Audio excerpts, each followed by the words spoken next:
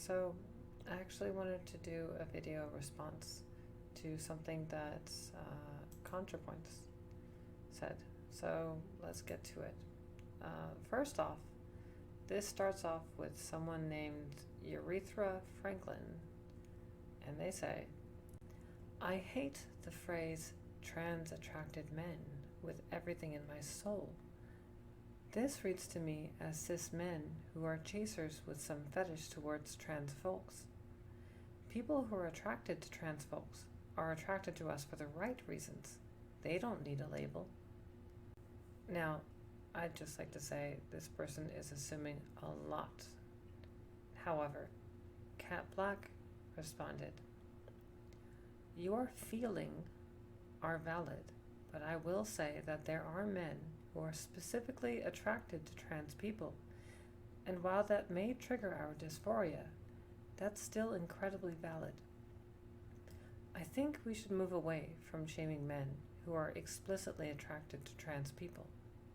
Natalie Wynn says, to be honest, I'd rather be with a respectful trans amorous partner that loves my transness than with a straight man who'd ultimately prefer a cis girl.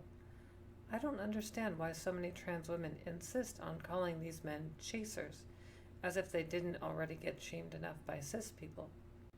Baby It's Gray Outside says, I mean, I hear the pragmatism there, but someone who fetishizes my body can't earnestly love me for who I am, is my feeling on the issue, and it explains why I'm so happy to kick chasers to the curb.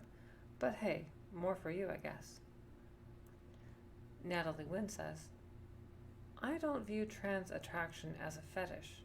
It's often expressed fetishistically, which is one reason it has such a bad reputation, but trans people who think any attraction to them as trans people is a fetish, I don't know. That seems to me like internalized transphobia.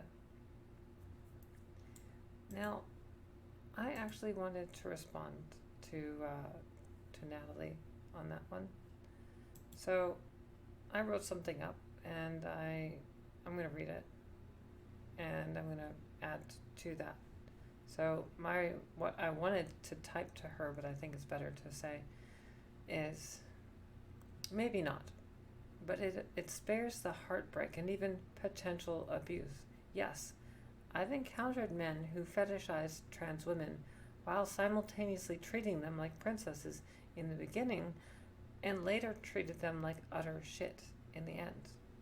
The thing about a fetish is it isn't real.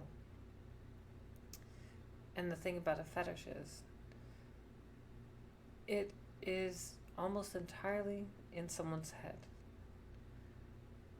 It is a sexuality that is psychological and dynamic, and because it is dynamic, it can change, it can escalate, it becomes more intense, more severe. So whatever gets a man off with a fetish, it might require more of that in the future. And so when you're dealing with people, when you're fetishizing people, that can really get out of hand. And also, there's an expectation with a fetish. And if that fetish doesn't meet reality, if the two don't line up on top of each other, then you might have a case where a guy gets blue balls, essentially. And that sexual frustration he might very well take out on the girl.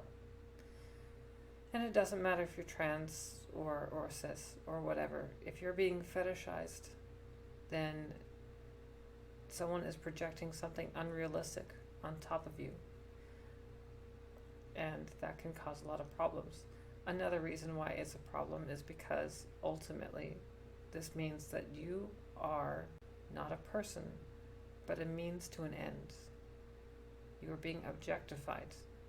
No woman with any self-confidence wants to be objectified. There's another point, and that point is this: the dysphoria. I know they brushed over it, but the dysphoria is a big part of it, because a lot of these men expect us to top them, which is to say, to mount them, to use our male genitalia in a male way on them. We don't want to do that. I don't want to say that's true for all trans women, but many of us don't want to do that. We want nothing to do with our junk down there, and the sooner we can get rid of it, the better. But unfortunately, many of us still have it, and the men that pursue us, they don't generally pursue women that have had the operation. They pursue women who haven't, because they want to use that. But it's really triggering. It's really too much for a lot of us. I can't speak for everybody, but even when I'm in the shower, I don't like to look down there. That's how bad that is. And I think it's very insensitive for a lot of these guys to insist on us using that part of ourselves. So, suffice to say, being a fetish and being thought of as some fantasy for someone is not all it's cracked up to be. Maybe if you're a narcissist, like Natalie Wynn clearly is, who loves to be worshipped, maybe being used as a means to an end isn't such a bad thing. But for those of us who actually value ourselves and see ourselves as more than just a means to an end, we don't want that. Most of us don't want that. We actually want what we can't even have. And that is heterosexual men who want cisgender women, but are willing to make that exception just for us. We know that's almost impossible, but that's what our heart really wants. And for many of us, I think, it's worth waiting, and it's worth skipping all the heartbreak and the potential abuse that would come from being fetishized.